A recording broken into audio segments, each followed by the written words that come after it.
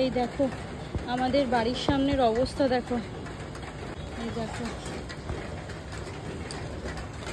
কি অবস্থা, দেখো। Good morning.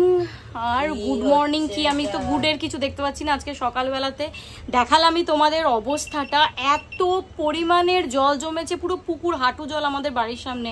আমি মেন গেটটাও এখনো খুলে উঠতে পারিনি। তো সবাইকে এটাই বলার যে সাবধানে থেকো, ভালো থেকো, যারা বাড়িতে থেকে কাজ করতে পারবে সেইটাই করো, যত বাইরে না বেরিয়ে পারা যায় আর কি। কারণ সবার বাড়িতে মানে এমনও হয়েছে, আমাদের আশেপাশে বাড়িতে একতলাতে জল ঢুকে গেছে।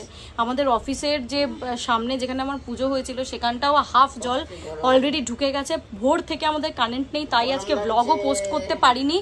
তো সবাই সাবধানে থাকো, ভালো থাকো। আর এই যে বসে আছি সবাই মিলে, কি অবস্থা যে যাচ্ছে আজকে কি বলবো। তো চারিদিকে সারা কলকাতাতে এই অবস্থা, মানে বিশাল বৃষ্টি, এই বৃষ্টি রেকর্ড বৃষ্টি আর কি।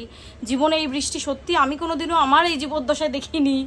তো যাই হোক, সবাই ভালো থাকো, সাবধানে থাকো, এটাই বলার, আর কিছু না। আর কারেন্ট আসলেই আমি ব্লগ পোস্ট করে দেব, তো সঙ্গে থাকো।